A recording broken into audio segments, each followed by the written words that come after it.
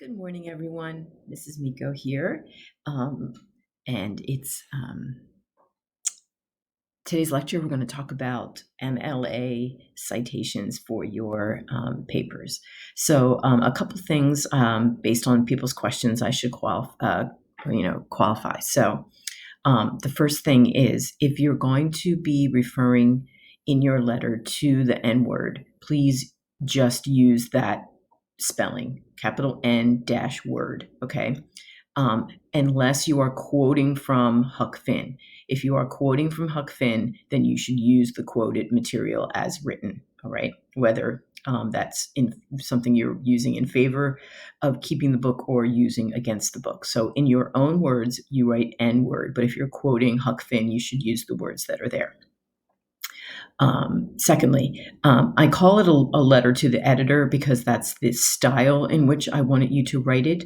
But you can, you certainly are, it's more realistic if you are deciding you're writing it to a school board as opposed to a newspaper. I just wanted to give you some ideas on the style of the writing. So you can certainly say you're writing it to a school board or board of directors. I'm not as concerned about that aspect as I am about the content of the letter, which will show me that you know what you're talking about. The format is like the example I have in last week's lecture. Okay. Other than that, if you have any other questions, certainly feel free to ask. All right, so we're going to get started with talking about, this is a review now. We did this when you did your papers on the minister's black veil, but we are going to go over again just to make sure that there's no problems with your citations. Okay, so we're talking about MLA here. Okay, so this is the guideline that English uses this is the guidelines that English uses to cite any kind of source. All right, so when do you need to cite something? It's for anything that is quoted material, but also anything that you're paraphrasing, anytime that you're getting information and using that's not your own thought process. Okay, so why should we care? Well, you need to be able to follow someone who's looking at your work, needs to be able to follow your research. Whoopsie. Nope, I don't want to make it bigger, I just want to move it. There we go. It will help you build credibility. And in this case, because you're making an argument, you want to be more credible and have people believe your argument. And of course, most importantly, you want to be able to give credit to the people that whose work that you are using. And of course, the main reason is you don't want to be cited for plagiarism. All right, so we are working with two different things here, but they work together in conjunction with one another. In-text citations, which is where in your actual letter you are referencing the material and indicating in your own writing that the information that precedes the in-text citation has been derived from an outside source. And then, of course, the works cited page at the end. All right, so in-text citation. This can also be called the parenthetical because you're putting the information in parentheses. It's, like I said, within your citation, in your essay. All right, so what do you need to be citing? Direct quotes, obviously. Any paraphrasing. So anything where you are summarizing and putting in your own words thoughts that belong to somebody else. Okay, so paraphrasing and direct quotes. Another source is research, theories, or idea. Another source is arguments or opinions. So if you are borrowing an idea from one of the articles that you read regarding the pros and cons of Huck Finn, then you need to cite that article in your essay as well. Okay. All right, the works cited page comes at the end, and that is the list of sources. So if you've only used your Huck Finn book, if that's the only place where you've cited information, then you need to make sure that the version of Huck Finn that you have read is in your works cited.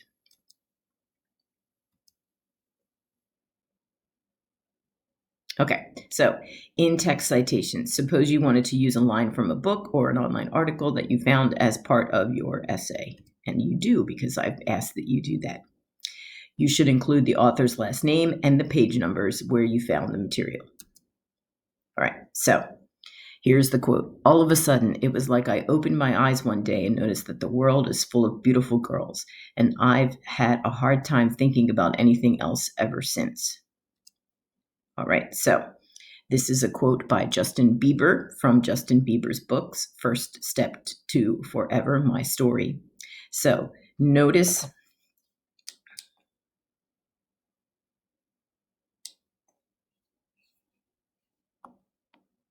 that the quotations marks come before the parenthetical information.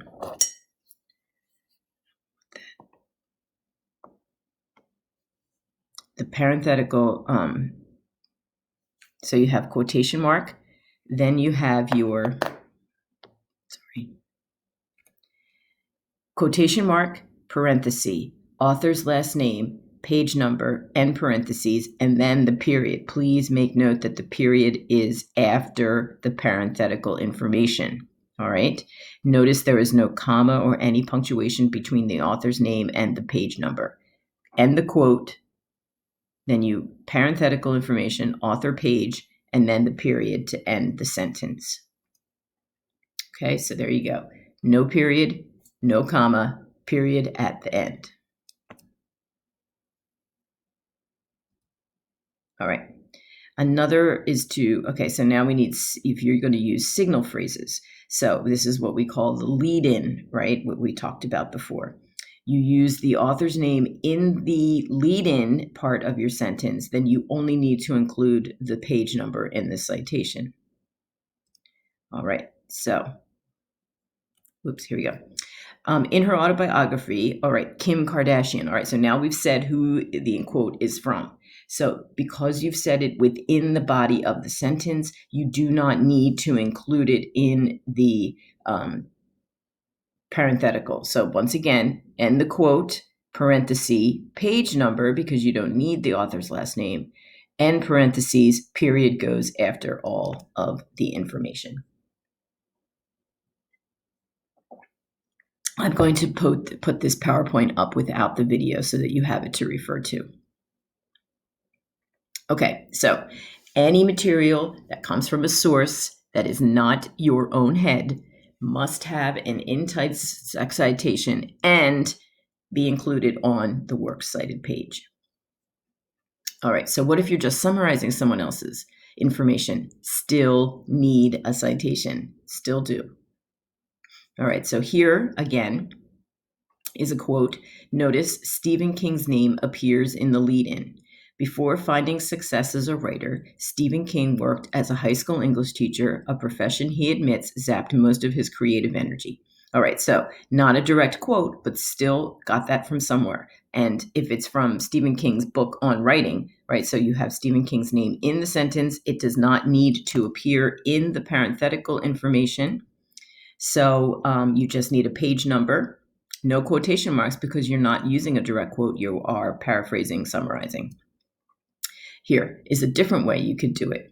King said, comma, I like my coworkers and I loved the kids. But by most Friday afternoons, I felt as if I'd spent the week with jumper cables clamped to my brain. End quote. You don't need the author's name because it appears in the sentence at part of the lead-in. So you only need the page number followed by the period. Okay, so the works cited page. The works cited page, of course, is if I wanted to review your in-text citation. So I'm reading your essay, and it says that you got this information from King, page 73. The works cited page allows me to figure out how exactly I could find the source material that you used for that quote. Okay, so the works cited has 9 elements, and you try to get as many of the 9 elements as you can. All right, so you may not have all 9, but you try to put as many of the 9 in your citation as possible on your works cited page. Okay.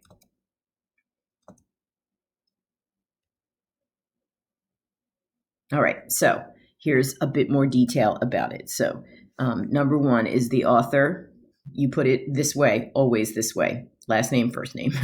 All right, so last name, Miko, comma, Christine, period. That period at the end is important. That's how it gets put into the works cited page. 2, the source. Obviously, if you'll be using The Adventures of Huckleberry Finn, that is the source that your quote comes from.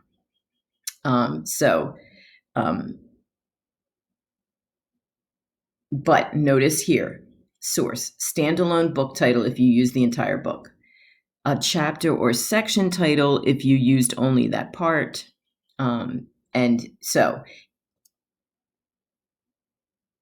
title of container is the book title that contained the chapter or section you used. So in Huck Finn, we do have chapters. So it would be Twain, comma, Mark, period. All right, and suppose I took a quote from chapter 31. Chapter 31 would be the source. The container would be Adventures of Huckleberry Finn, would be the container that the chapter was in. All right, so that's how you do that. If you can find edited by information, you can certainly add that, but it's not necessary most of the time with a book.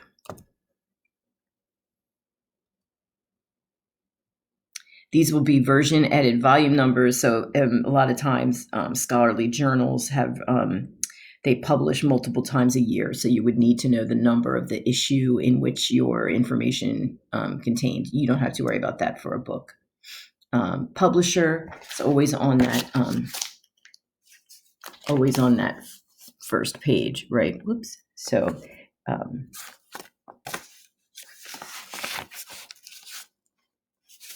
that's the publisher, right here on the bottom, right there, right? So that's the publisher of my version. It's usually on the title page at the bottom, okay?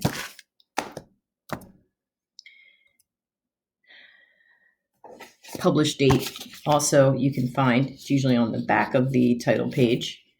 Books Falling Apart. So it's usually on this page, right? And you can usually find it here. The copyright is 1994, this version. And then, of course, the printed material page number. URL, yeah, you need to, for those online articles, if by chance you are using any of them, you need to have the exact URL for that. Okay, please pay attention to the punctuation. The author, the titles of the source get periods, the location, page number gets a period, okay? Everything else gets a comma in between.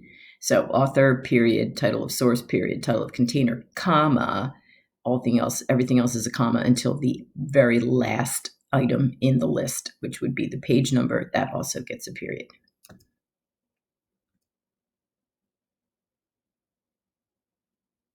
Okay, so putting it together, it looks like this. If you use the whole book, King, comma, Stephen, period, title of the book, On Writing, in italics. Notice, please, italics. It is On Writing, period. Then the publisher is Scribner, comma, 2000. Now, if you use a single page, here you go. King, comma, Stephen, period, On Writing, in italics, name of the book, Scribner, comma, 2000, page 73, period. And then if you used a bunch of pages, right? So 73 to 84, period. All right, very, very easy.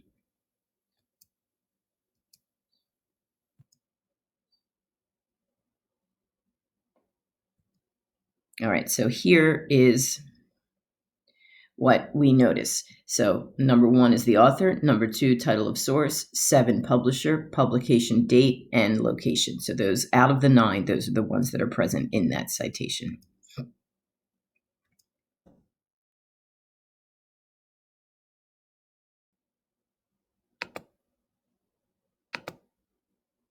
Okay, so remember, large titles get italicized, smaller title pieces are in quotation marks. All right, so here we go. One together. Build a works cited entry for multiple bits of information taken from this magazine. So all of the info you need is on your note sheet. All right, so here we go. It's Discover Magazine. The article is about Albert Einstein, and the author is Andy Berger. Published in June 2016 edition, volume 37, number 5. The article title is All in His Head, and the pages are 26 to 31. The magazine is created by Countback Publishing. All right, so when we put that all together, there it goes. Berger, comma, Andy, period. Quotation marks, all in his head, which is the source information, right? Period. Period goes inside the quotation marks. Please make note of that. The source is Discover Magazine, and so that's the in italics, comma, it's volume 37, number 5 edition. The publisher is Calmac Publishing. It was published June 2016, and you used pages pp 26 to 31, period. So it's not hard.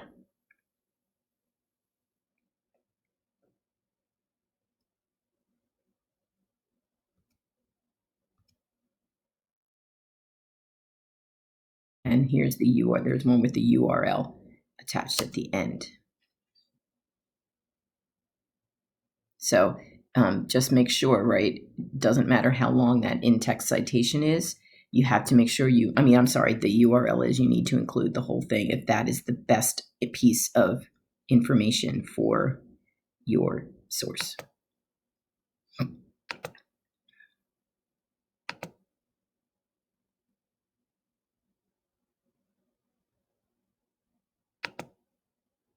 So the first chunk ends very, very early. The second container, the online database, is included in a second scoop of information. So, right, Gale group. And then here you go. All of that whole remainder is the URL. If you can get the URL on there, you've really provided, that's a lot of information. So the URL is always good to use. All right, so what does it look like? Once again, you've seen this before because you did it. Remember, your works cited page, alphabetical by author's last name, unless you don't have an author, in which case you have to use the title of the article. So notice the first one, author, second one, author, third one is you don't have an author. So you went with the first letter of the name of because that's what you would put in your in-text citation. It would probably say formatting, right? Because that's the first word in the title. So that's how you would identify it in your works cited. So BBF, so as still alphabetical by that. Notice also when the citation goes more than one line, you simply indent, but you keep the spacing, right? You indent, but you keep the spacing. So you know that that's part of the line ahead of it. So notice line 1 is the beginning, line 2 is the end of that first citation. Then you skip down to Bieber to start a new citation. Okay. Same rules apply for regular MLA papers, Times New Roman. MLA. So here's a website you can go to look up any questions you have about MLA formatting. And remember, I also gave you the Purdue OWL. All right, so that's the first PowerPoint that we're going to look at. I'm going to end this video here and then do another one so it's not too big, okay?